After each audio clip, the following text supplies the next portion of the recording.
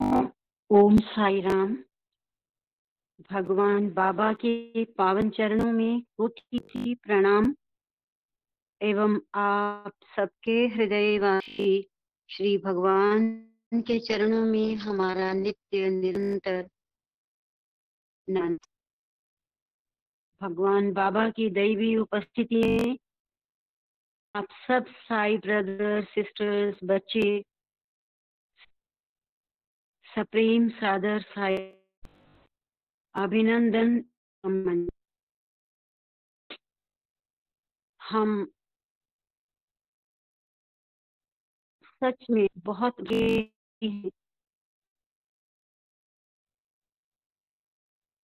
दिव्यता की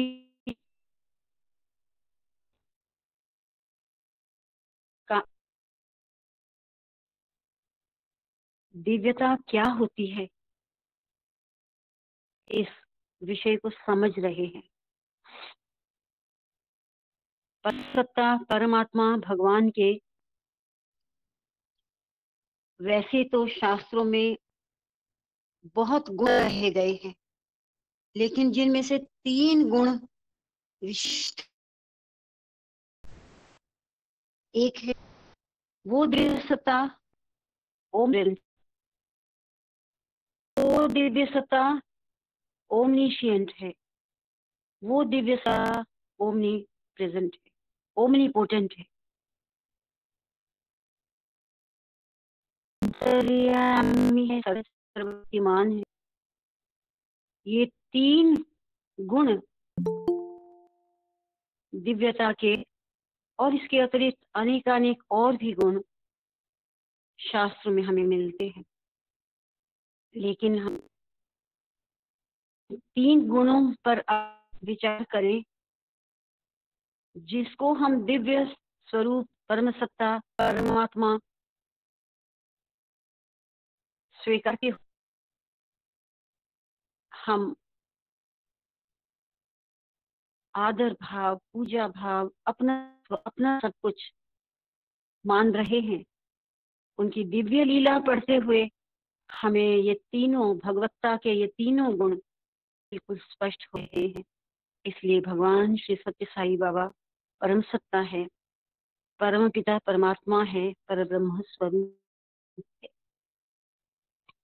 इस लीला को, इस दिव्य लीला को आगे बढ़ाते हुए मैं थोड़ा सा पीछे का भी पढ़ना चाहूंगी। जब स्वामी मछलीपट्टनम गए तो उस प्रसंग से लेकर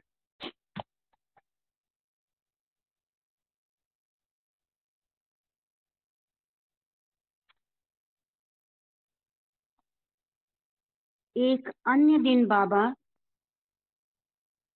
मछलीपट्टनम के समुद्र के किनारे पर भक्तों से बातें कर रहे थे। अचानक उन्होंने एक चांदी का, हमने उस दिन भी इसको पढ़ा, एक चांदी का कटोरा तरंगों के बीच जोर से फेंका। ठहरिए ठहरिए, देखते रहिए कहकर सबका समाधान किया। तरंगों ने कटोरे को किनारे पर पहुंचाया। बाबा ने जब उसे उठाया तो वह भरा हुआ था।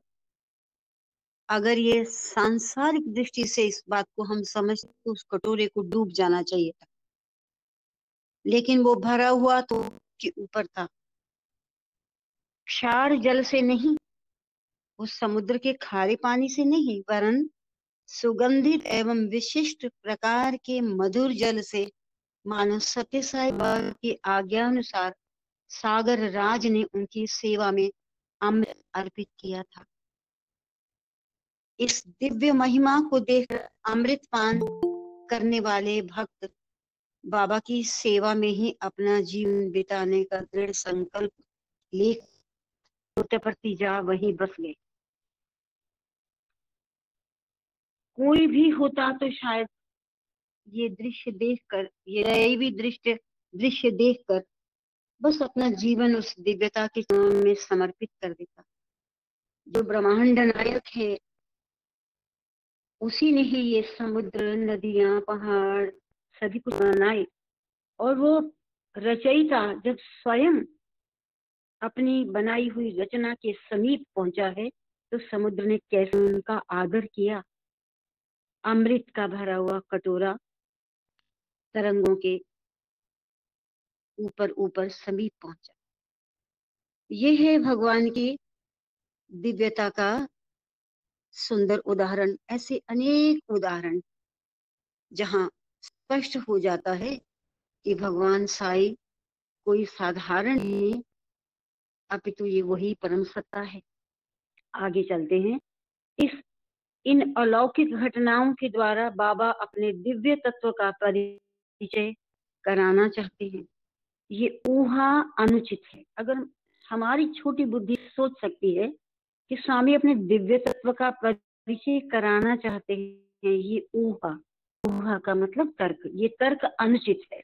बाबा ने इस विषय में कहा है कि चतुर्भुज देवता का सहज स्वभाव धर्म अन्य सामान्य मानवों को अद्भुत प्रतीत होता है, उसी प्रकार मैं ये सब तुम्हें आश्चर्यचकित करने के लिए नहीं करता,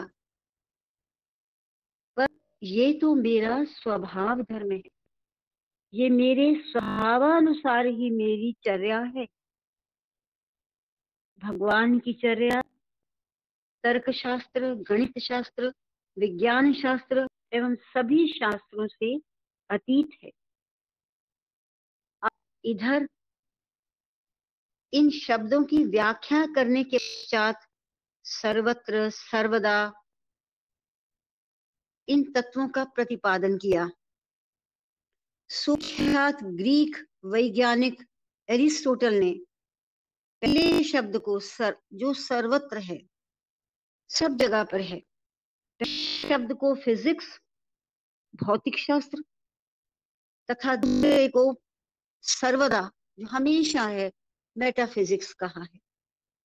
हम उसे पंचभूत पंचभूतातीत, क्योंकि जिसने पंचभूतों की रचना की, फिजिक्स तो इन तत्वों का वर्णन मात्र करती है फिजिक्स शास्त्र, लेकिन जिसने इन तत्वों की रचना की है वो इनसे भी परे है। इसीलिए सर्वदा कहना ये फिजिक्स का विषय है, पंचभूतातीत, पंचभूतों से भी परे है। बाबा की दिनचर्या, बात, आचार विचार तब सब काल देश से अतीत है। स्वामी तो कालातीत, इसीलिए हम स्वामी की अर्चना ओम श्री सत्य साई कालातीताय नमः ये अपना समर्पण करते हैं। वो काल की सीमा में नहीं आते, वो कालातीत हैं। बाबा का प्रत्येक कार्य मेटा है। बाबा की सब मेटाफिजिक्स से कहा, बाबा की सब चमत्कृतियां उनके लिए सहज है। उन्हीं का वह निज स्वरूप है। वो दिखावा नहीं, वो उनका अपना स्वभाव है। केवल दिखावे आडंबर के लिए उनके चमत्कार नहीं है, किसी अपेक्षा निमित्त भी नहीं है कि उन्हें किसी से कुछ चाहिए। उस सर्वव्यापी किसका भय, न्यूनता की कौन सी चिंता, उसके यहाँ कोई न्यूनता ये शब्द ही नहीं है।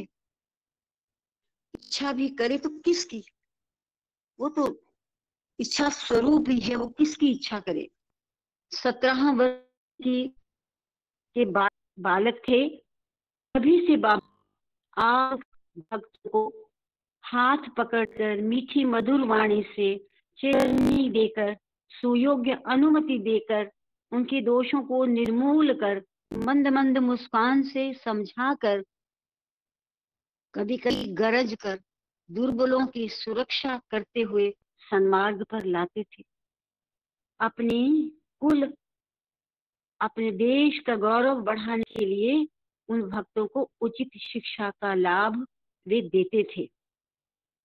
ऋण एवं अपयश से दिग्भ्रांत होकर एक भक्त बहुत कर्जा हो गया उसके ऊपर और मेरा अपयश होगा समाज में, तो भ्रांत होकर मतलब भ्रमित होकर, कंफ्यूज होकर एक भक्त स्वदेश छोड़ पत्नी को त्याग रंगून भाने के प्रयत्न में मग्न था। वह मद्रास बंदरगाह पहुंचा और टिकट पाने के लिए जेब में हाथ डालता है।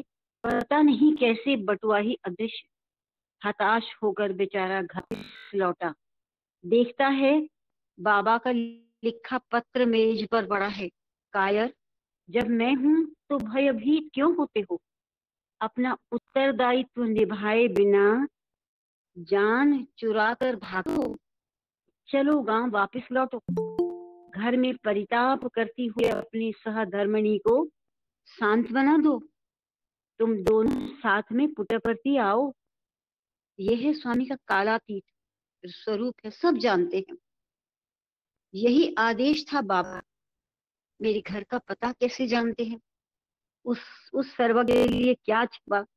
जिसने इतनी बड़ी सृष्टि की रचना की, उसको सृष्टि का परिणाम मालूम है कि कौन कहाँ रहता है। ये तो हमारी तुच्छ बुद्धि होती है कि बाबा ने मेरी तरफ देखा नहीं, बाबा जानते ही नहीं कि मैं आया हूँ इत्यादि।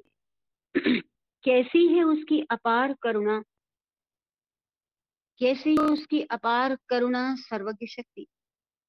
धिक्कार है मेरे जीवन पर।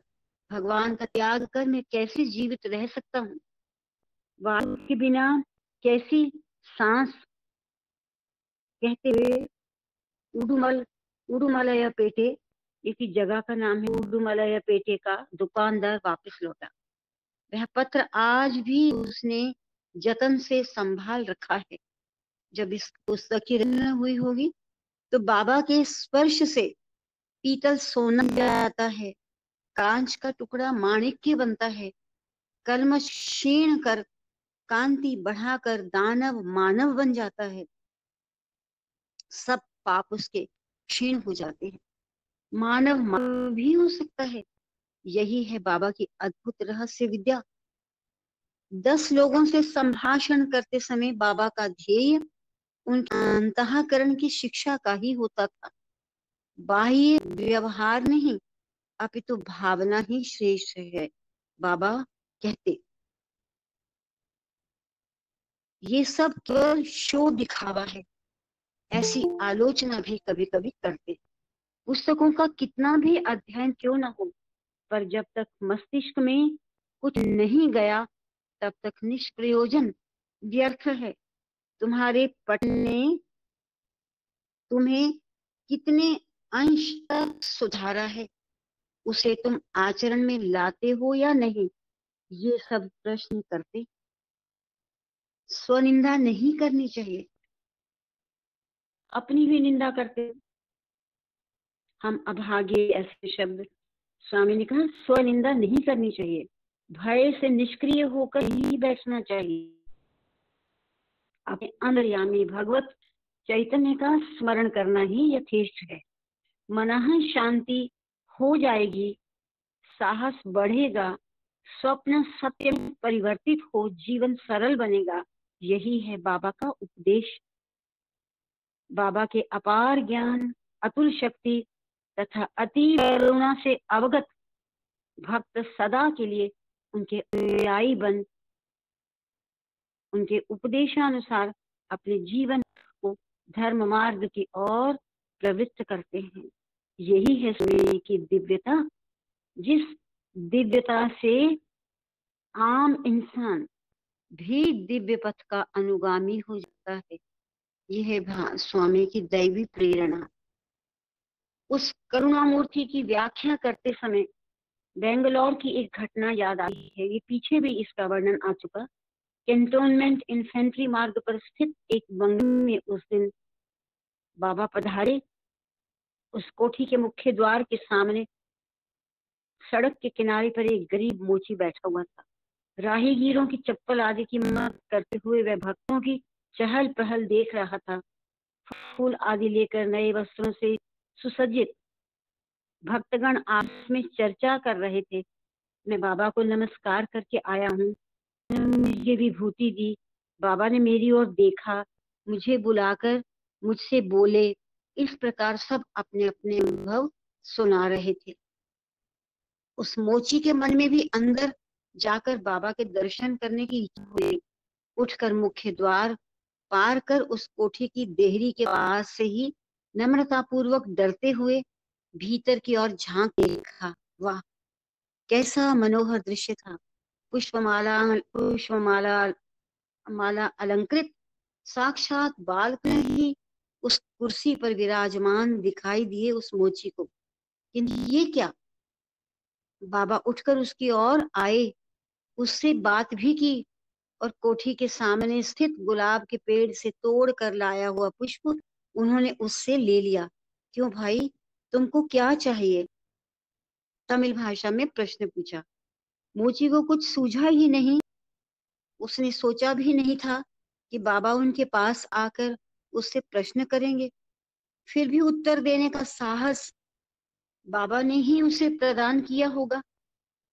उसने, आपको मेरी झोपड़ी में आना पड़ेगा, ये कह डाला।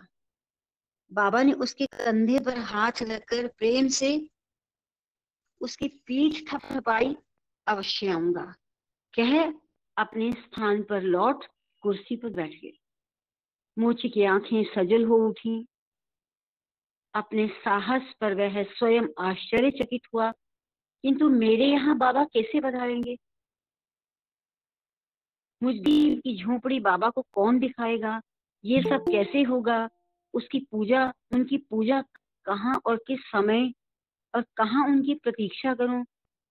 इन विचारों में मोची वहीं खड़ा रह गया। अचानक उसके सामने बिजली से चमक कर अंधेरा छा गया। बिजली से चमक कर अंधेरा छा गया। बाबा बाहर आए और कार में बैठ चल भी दिए। बेचारे उस बूढ़े मोची ने वहां के कई आगंतुक भक्तों से बाबा के अपने घर आने के विषय में पूछा। थोड़े हंस दिए, थोड़ों ने डांट दिया और कुछ ने उसे पकड़कर बाहर कर दिया। सबको वह पागल तथा पियक्कड़ नजर आ रहा है। ठीक है, इन श्रीमंतों के बीच मुझे फंसना भी नहीं चाहिए। यूं निराश हो अपनी चमड़े के टुकड़ों की थैली से टेक लगाकर बैठ गया। कई दिन बीते, उस कोठी में फिर बाबा आए ही नहीं।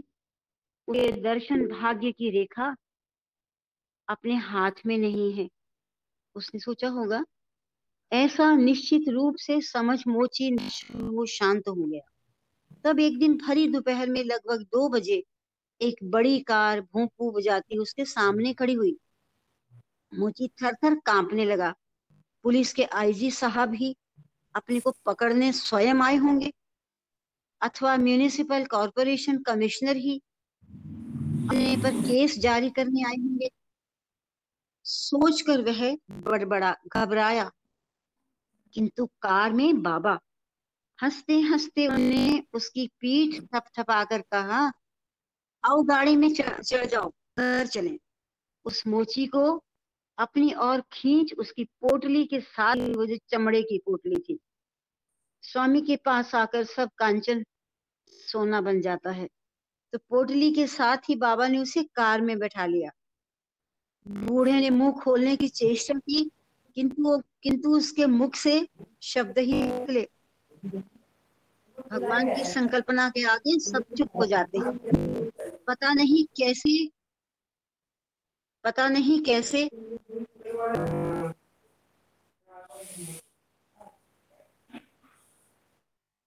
प्लीज सीताराम अग्रवाल जी, आप। हाँ, उस मोची को अपनी ओर खींच उसकी पोटली के साथ ही बाबा ने उसे कार में बैठा लिया। बूढ़े ने मुंह खोलने की चेष्टा की, किंतु उसके मुख से शब्द ही न निकले। पता नहीं कैसे बाबा की सूचना से ही कार मुख्य सड़क से एक गली में घूमती हुई सामने दिखती मिट्टी के तेल के डिब्बों से तैयार की गई उस चमार की झोपड़ी के सामने रुक गई। ये उसका घर था। मिट्टी के तेल के जो टिन होते हैं उससे बनाई झोपड़ी, और उसमें दुनिया को बनाने वाला भगवान स्वयं उपस्थित हुआ। उतरकर कीचड़ से बचने के लिए बिछाए ईंटों पर से ही भगवान शीघ्र गति से आगे बढ़े और मोची ने दौड़कर अपने घर में प्रवेश किया। नहीं नहीं, तुम कुछ मत मंगवाओ, बाबा ने कहा। बेचारा, कहते हुए बाबा ने अपने हाथ से फलों का सृजन कर उसके हाथ में दे दिए।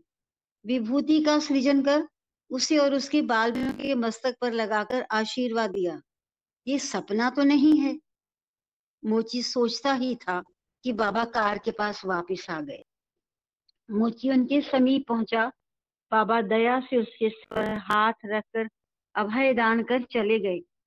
उसकी टीन से बनी झोपड़ी मंदिर के रूप में परिवर्तित हो गई। कई महीनों तक उसके आप्तजन बाबा कहाँ खड़े थे, वे कहाँ बैठे थे, प्रसाद कैसे उत्पन्न किया, ऐसे प्रश्न पूछकर तुम्हारा पुण्य ही पुण्य है कहते हुए उसके घर के सामने दंडवत करके चले जाते थे। और कुछ पहले उसको वो घर से बाहर भी निकाल रहे थे। उस करुणा की कीर्ति कई लोगों की आंखों में खटकने लगी। ये हमारे स्वामी स्वामी करुणामूर्ति जो जो दया की मूर्ति। और वो खटकने लगी क्या कि हमारे घर का, हमारे गांव का छोकरा, हमारे राजू वंश का लड़का, हमारी आंखों के सामने का बित्ते भर का दौड़ धूप का बालक, उनके सामने तो वो भागता था, खेलता था, बित्ते भर का बालक सारे देश में पूजित हो रहा है। थोड़े लोगों को इस प्रकार ईर्ष्या हुई। उनमें से एक बालसाई को विष देने में भी पीछे नहीं रहा।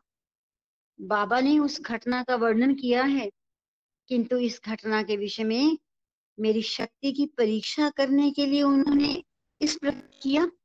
इस प्रकार वर्णन कर हंसने के अतिरिक्त किंचित भी क्रोध प्रकट करते हुए मैंने नहीं देखा। बस उन्होंने घटना बताई, लेकिन कोई गुस्सा नहीं, कोई आक्रोश नहीं, कोई भाव नहीं। ये घटना पुट्टपर्ती ही घटित हुई। किसी त्योहार के दिन अपने अपने घर आकर जलपान स्वीकार में बाबा को थोड़े भक्तों ने निमंत्रित किया था। सदा के समान उस दिन भी बाबा अकेले न जाकर अपने 2 भक्तों को साथ ले गए। विष मिश्रित खाद्य पदार्थ तैयार किए हुए घर में भी गए। जिस घर में विष मिलाकर खाद्य पदार्थ तैयार किए थे उसमें भी गए। उन्होंने उसी पदार्थ को अधिक पसंद कर स्वामी ने सबने को ही परोसने का हठ कर और सब स्वयं ही खा लिया। वो सारा जो विष मिश्रित खाना था, जो पॉइजनस खाना था, साथ में आए भक्त को वह तनिक भी न खाने देकर उनकी रक्षा की। अंत में सुबह मां यहाँ पहुंचने पर स्वयं अपने ही संकल्प से खाए हुए पदार्थ का यथास्थिति वो स्वस्थ हुए और अपने इस महाकुहक की प्रभाव सिद्धि देखने वे विष बुद्धि के लोग भी वहां आ पहुंचे।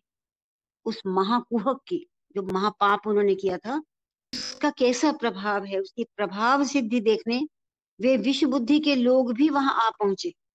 परीक्षा के अतिरिक्त तुम्हारा दूसरा कोई उद्देश्य नहीं था, दुरुद्देश्य कोई तुम्हारा, स्वामी कितने कि परीक्षा के अतिरिक्त तुम्हारा दूसरा कोई बुरा उद्देश्य नहीं था। कितने दयावान, दुरुद्देश्य, बुरा उद्देश्य नहीं था। बाबा इस प्रकार आश्वासित होने के कारण उस दुष्कृत्य को शीघ्र ही सब भूल गए। वमन किए हुए पदार्थों को ग्रहण करने से चंद कौओं की मृत्यु हुई। बाबा की एक और विशिष्ट, सामान्य मानव को भयभीत करने वाला असाध्य कार्य वह साहस युक्त कर दिखते हैं।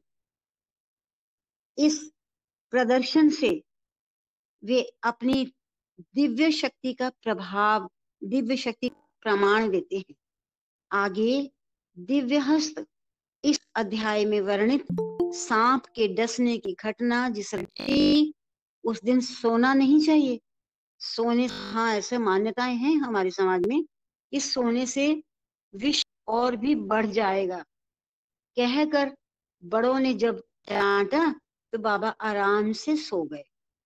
दूसरे दिन पानी में स्नान करना हानिकारक बताने पर धीरे से जानबूझकर कुएं में उतरकर नाचते कूदते तैरते सब परेशान कर दिया। उनकी निद्रा लोक करती हुई निद्रा की मुद्रा है।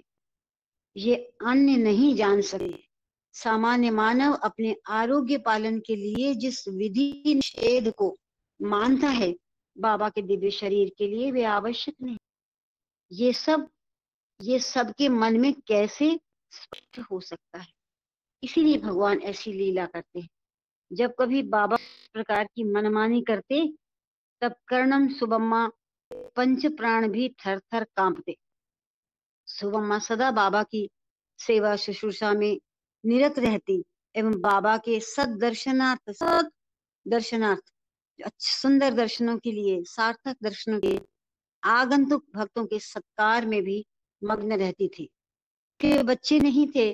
पति के दूसरा विवाह करने पर भी संतान न होने के कारण किसी को गोद लिया था। नन्हे बाल्यावस्था के सत्या को भी ईश्वर अम्मा बाहर जाते समय सुबम्मा के हाथ में सौंप देती। उस साध्वी की विशेष आसक्ति एवं आशा थी। छुआछूत के महाबंधनों में पड़ी उस ब्राह्मण कुल में राजू वंश के उस बच्चे को खेल देख उसके बंधु मित्रों को आनंद होता था। उन सबको सुबम्मा का एक ही समाधान कारक उत्तर था, छोड़िए इन बातों को। मेरे बच्चे को आपके यहाँ लड़की नहीं चाहिए। अपनी लड़की के लिए वर ढूंढती मैं आपके द्वार पर नहीं जाऊंगी। आपके घर अन्नपान के लिए हाथ नहीं फैलाऊंगी। आप यहाँ पधार कर कुछ ना खाएं तो हमारी कुछ हानि न होगी। निज स्वरूप को प्रकट करते ही उस बाल के विषय में सोचने पर सुबम्मा ने उसे अपने जन्म की सफलता का सौभाग्य ही माना। नवरात्र के दिनों में प्रतिदिन फूलों की पालकी में बाबा के जुलूस की व्यवस्था कर ग्राम की सड़कों पर जल सिंचन, रंगोली, तोरण आदि की व्यवस्था सुबम्मा अत्यंत मनोयोग पूर्वक करती थी। जहां से पालकी निकलेगी भगवान की, वहां तोरण इत्यादि बनाना। मस्तक भक्तों के मोह का पथ प्रदर्शन वही करती थी। केवल पुटपर्ती ही नहीं, आसपास के प्रदेश लोग भी सुबम्मा की ही बात मानते थे। बाबा जहां जहां जहां जाते वह स्वयं जाकर करती। बाबा को अपनी आंखों का तारा ही मानकर अत्यंत सावधानी पूर्वक उनकी देखभाल करती। बाबा का ही कहना है कि रात को भी कई बार अपने बिस्तर से उठकर बाबा के कमरे तक निशब्द, बिना से चुपचाप, कोई से आवाज न आए, निशब्द रीति से आकर देखती कि बाबा सोए हैं या नहीं। उस साध्वी के अंतकाल के सामीप्य से अवगत बाबा ने उससे सब वेदोक्त दान धर्म करवा दिए। पहले उनकी एक मुख्य मनोकामना पूरी करने का बाबा ने वचन दिया था। उस साध्वी की मनोकामना थी कि अंतकाल में बाबा के दर्शन पाकर अनुग्रहित होना। सुबम्मा एक व्याधि से ग्रस्त थी। उसकी चिकित्सा के लिए बांधव उन्हें बुक्कपट्टनम को ले गए। प्रशांति निलयम की को बनवाने का बाबा का निर्णय तथा उस काम में शुभ आरंभ के विषय में सुनते ही एक दिन बैलगाड़ी में बैठ पुट्टपर्ती तक आई और निलयम देख वापस लौट गई। इतनी थी उसकी आसक्ति। दिन पर दिन उसकी व्याधि बढ़ती ही गई। बिस्तर से उठना भी दुर्भर हुआ। सबको उनका अंतकाल समीप लगा, किंतु बाबा बेंगलोर में थे। वहां से उनके तिरुपति जाने का समाचार मिला, किंतु सुबम्मा की श्रद्धा अचल ही रही। बाबा का दर्शन अवश्य होगा। वह उस समय उस विषम परिस्थिति में सत्य साई बाबा, कृष्ण परमात्मा, इन्हीं शब्दों का उच्चारण करती रही। उसकी आंखों के समक्ष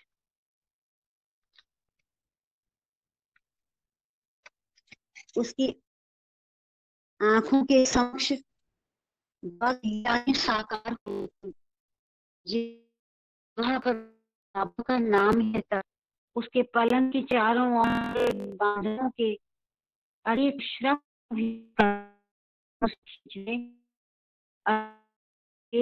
कैसी है।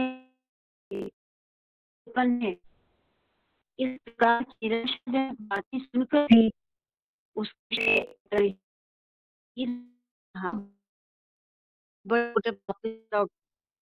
सुबम्मा की व्याधि बहुत बड़े से ये बात न हुई, उतने में भी सुबम्मा का बुलावा आया। पर ही अंतिम संयोग वह साहस से मृत्यु को चुनौती दे रही थी। प्राण पखेर उड़ गए। नहीं, अभी शरीर गर्म है। इस प्रकार जब विवाद करने लगे, 2 दिन तक यही स्थिति रही। बाबा के दर्शन पाए बिना प्राण पखेरु पिंजरे को छोड़ विवाद करते रहने पर भी बाहर की ओर नहीं उड़ेंगे। ये सब वे क्या जानते, वे लोग। अंत में बाबा आए। तब तक धैर्य रहित परिवार ने सुबम्मा को पृथ्वी पर लिटा था। उसकी देह में अभी तक प्राण शेष है, ये केवल बाबा ही जानते थे। पास बैठ अपनी मधुर वाणी में पुकारा, सुबम्मा सुबम्मा। ज्योति रहित उसके दोनों नेत्र अंदर खुल गए। अच्छी तरह ओढ़ाई हुई चादर से बाहर निकलकर चरण ढूंढने लगे। बाबा ने उसके दोनों हाथों को मृदु दबाया। सारे शरीर में चेतना के संचार का आभास हुआ। अपने बाएं हाथ को उसके ओठ के पास रखा, तब उसका मुंह खुल गया। बाबा की अंगुलियों से स्रवित गाती उसके गले में उतरा। उसे आनंद से निगल, उस आनंद को एक क्षण के लिए आंख से प्रदर्शित करती हुई कृतार्थ मुझे उसने इस लोक का त्याग किया। निशंक, निसंदेह वो धन्य है। दृष्टि से देखने वाले भक्तों का कथन है कि जिस प्रकार श्री कृष्ण भगवान की देवकी तथा यशोदा ये 2 माताएं थी, उसी प्रकार की माताएं ईश्वर माँ और सुबम्मा थी। प्रश्न और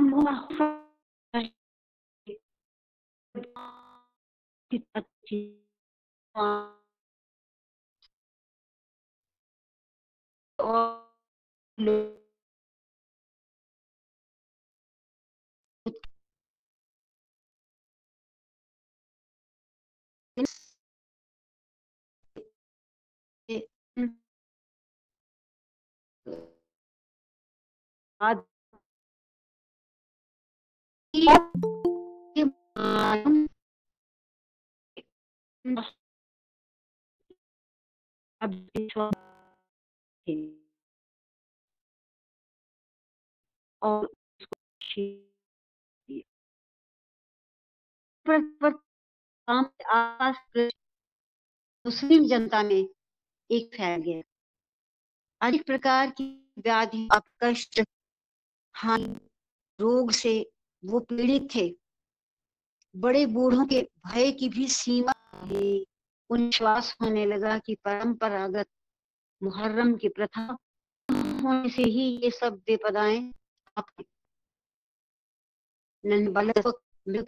होने लगे। सब दीनहीन तथा निर्धन होने लगे। इनके परिहार उन्होंने व्रत आचरण करने का निश्चय किया। यही परंपरा उस त्योहार की आचरण में आने के लिए कि अत्यावश्यक वस्तु पीर भी बाबा ने उन्हें प्रदान किए। पीर भी, वह पीर पीतल की चादरों से हस्ताकृति में होते हैं। अच्छा, वह पीर पीतल की चादरों से हाथ की आकृति में होते हैं। करबला के रणवीर हुसैन के त्याग की याद करने वाले चिन्ह पीर कहलाते हैं। हमारी भी जिज्ञासा की पीर क्या होता है। करबला के रणवीर हसन हुसैन के त्याग दिलाने वाले चिन्ह पीर कहलाते हैं। बाबा ने कहा कि पूर्वजों में सैकड़ों वर्ष पूर्व जिनकी पूजा की थी, वे पीर देखो वहां है, जमीन खोदने पर मिल जाएंगे। बाबा की सूचना अनुसार जमीन खुले ही तीर अर्थात पंजे दिखाई देने लगे। बस स्वयं उस गड्ढे में उतरे और हाथ की आकृति के तीर निकाल बाहर आए। भविष्य में उन तीरों की अखंड आराधना करने की आज्ञा देकर बाबा ने वह पीर वहां मुसलमान वृद्धों को सौंप दिए।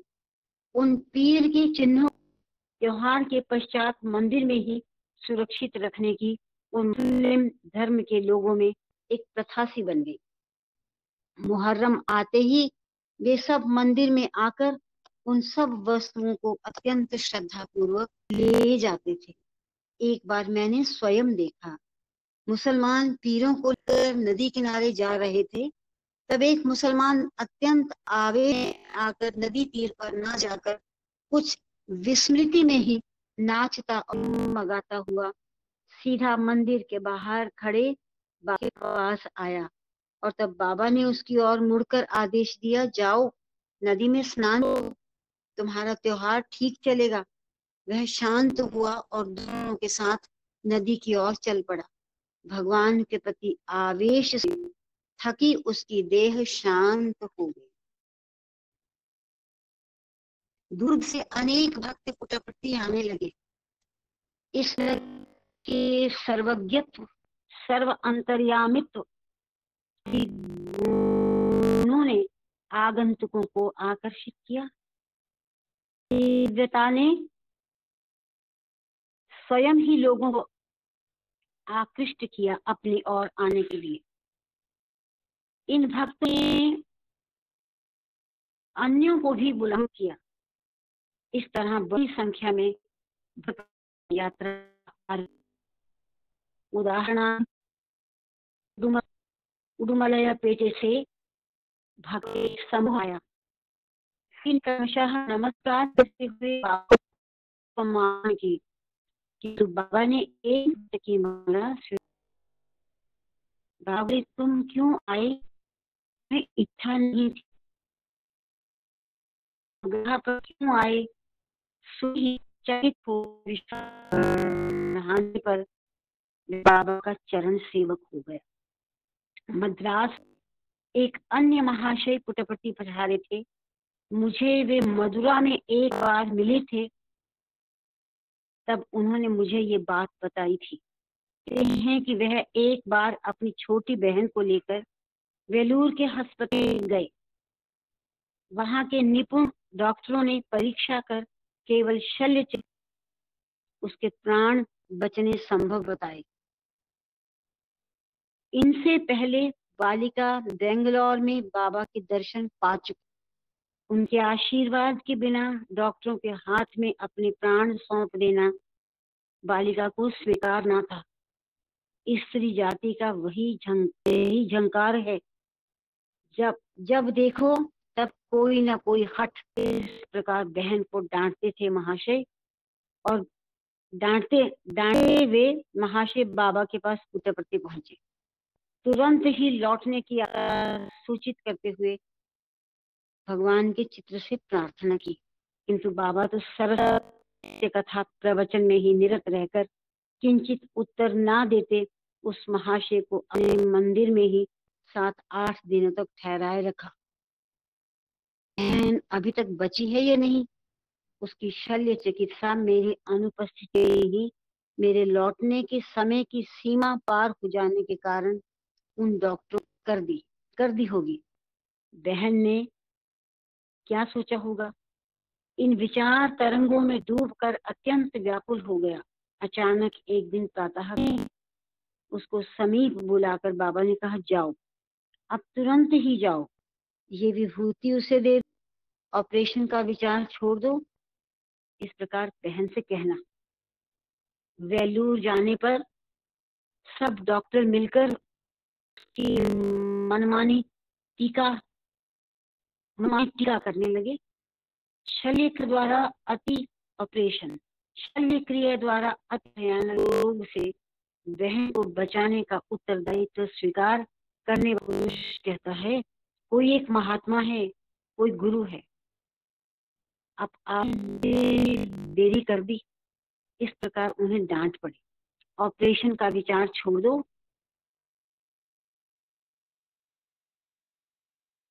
इस प्रकार बहन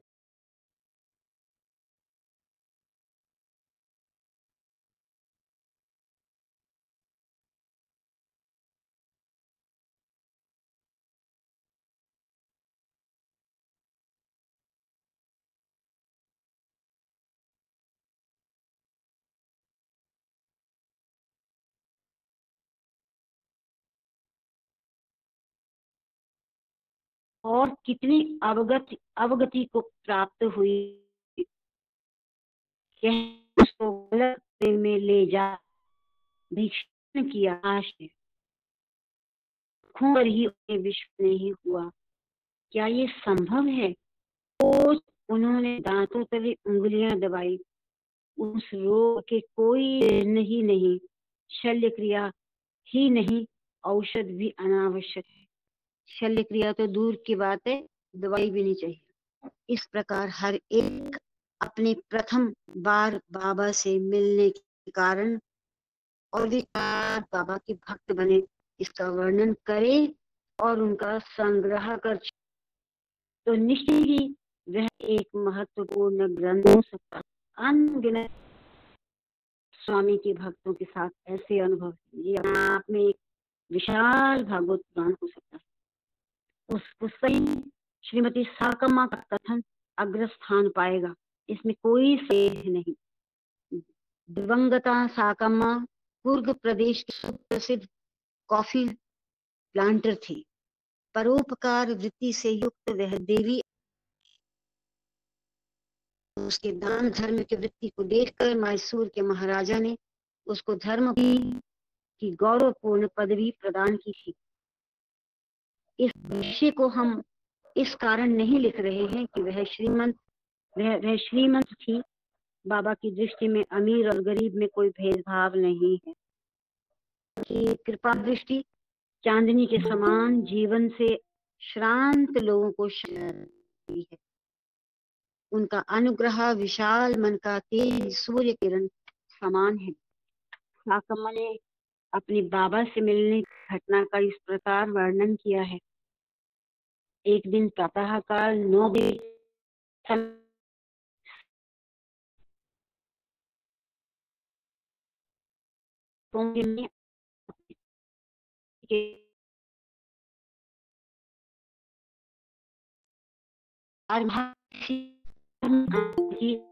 और मिलने की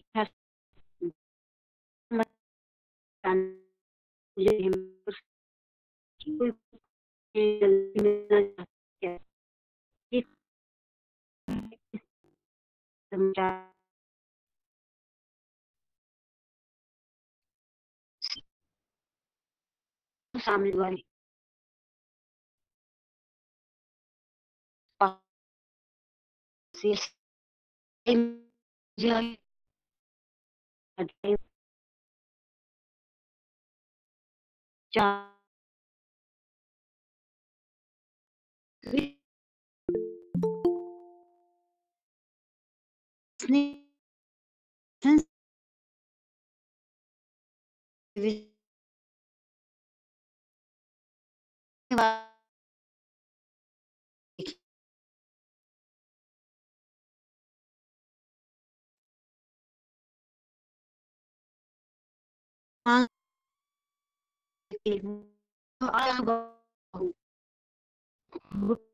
लंबे बाहु की आग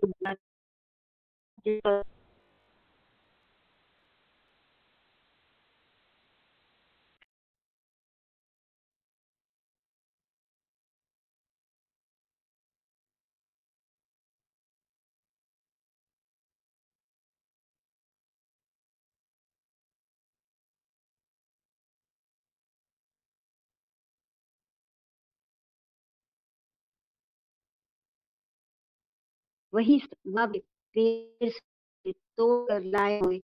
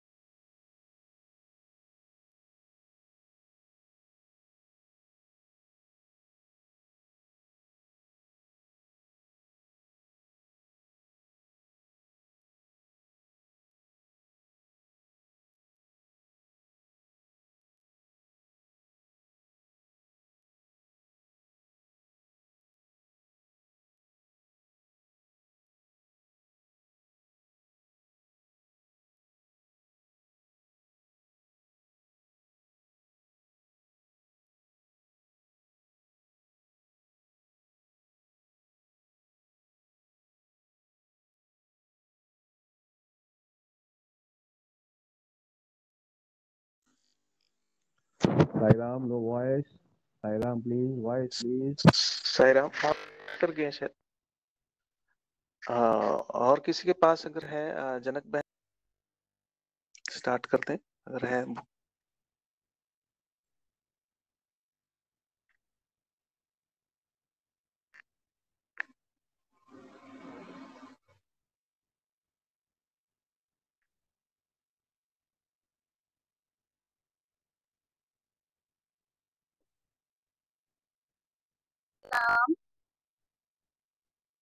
हाँ जी साईराम।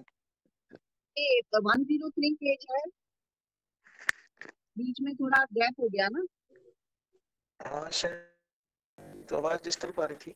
हमारे पास भी नहीं है वो बुक तो अभी मिलने दिया इस इसलिए पता नहीं आप पे ओम थे। श्री हाँ जी जी, ओम श्री साईराम।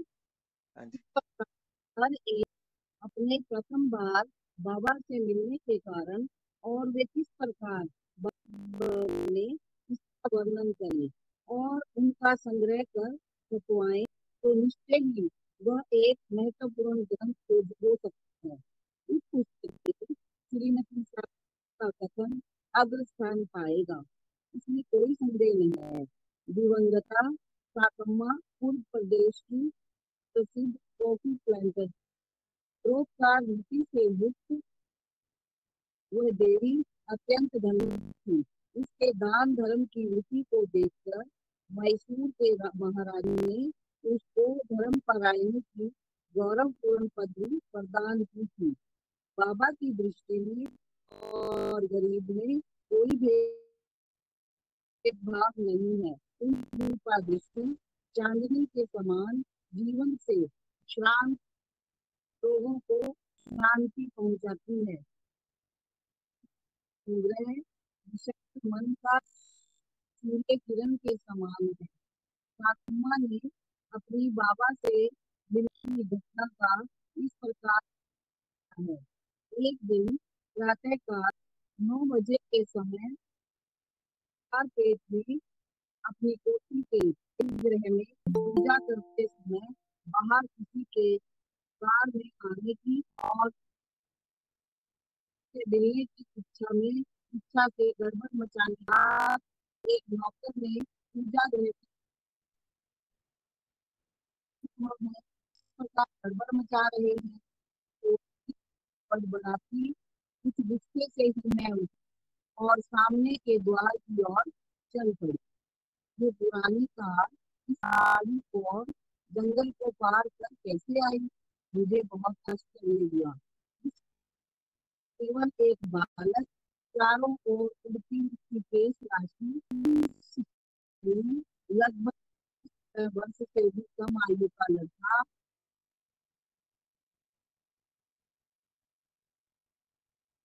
15 वर्ष से भी कम आयु का लड़का इसने कैसे लाइसेंस पाया होगा, मुझे विस्मय हुआ। मुझे बहुत हैरानी हुई। उसको गाड़ी चलाने देने वाला उस कार का धनी कौन है? देखती हूँ निचली सीट पर मृग चरम बिछाए हुए कट्टर धर्म अवलंबी एक वृद्ध गंभीर व्यक्तित्व, वसम अंकित काया, तेजस्वी मुख, अजानुबाहु। कार के आगे एक बोर्ड लगा पर अंग्रेजी में था साकम्मा कार के समीप पहुंची। आइए अंदर आइए। साई राम जी सुनाई। आवाज क्लियर नहीं आपकी आ रही। अच्छा जी, फिर तो मैं भी बंद करूं। हेलो, हाँ जी साई राम जी। अगर आवाज मेरी नहीं आवाज क्लियर आ रही है तो मेरी आवाज आ रही है? ठीक है मेरी आ रही है? आ अब रही आने है? लगी है। अच्छा आ रही है। अच्छा, आ रही है। अच्छा ठीक है। आ रही है। हाँ जी, तो हमने इतना इतना पाठ पढ़ा था। स्वामी वो जब कार आई तो वो लेकर आई स्वामी को अंदर और पटड़े पर बिठाया और चलो यहाँ से शुरू करते। उन्होंने साकम्मा को कैलाश कमेटी के मेंबर बनने के लिए कहा। आ रही है आवाज? हाँ, तो मेंबर बनने के लिए 1000 रुपए की आवश्यकता। आ रही है? आ रही है?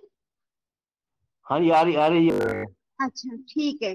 उन्होंने साकम्मा को, वो जो गाड़ी में आया था एक बार पीछे, वो बैठे हुए थे, तो साकम्मा ने उनको कैलाश कमेटी के मेंबर बनने के लिए कहा।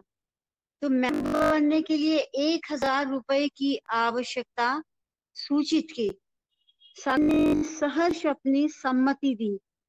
वे कहती हैं कि उनके पास कागज था जिस पर वो पहले से ही कागज था उनके पास कि जिस पर साकम्मा का नाम, पता, उनका मेंबर बनना और 1000 रुपए देने की सम्मति आदि के विषय से ही लिखा हुआ था। केवल हस्ताक्षर करना ही शेष था। ठीक है, इतना कहकर वे अंदर के कमरे से 1000 रुपए लेकर जब बाहर आई तो महात्मा सद्य उसी क्षण ये पत्र एवं रुपए अपने पास ही रहने दो, मैं पुनरपि आऊंगा और उसी समय ले जाऊंगा, कहकर शीघ्रता से सीढ़ी उतरकर कार में चढ़। कोई टंटा तकरार न करती गाड़ी उस बालक चातुर्य से, जैसे स्टार्ट करने की कोई आवाज आती वो भी नहीं, चातुर्य से स्टार्ट हो गई और घरर घरर धूल उड़ाती मुख्य द्वार कर गई। कुछ दूर जा अदृश्य हो गई। ये साकम्मा ने बताया। तो वर्षों बीत गए, वह कार का धनी या कैलाश कमेटी का पता ही नहीं चला।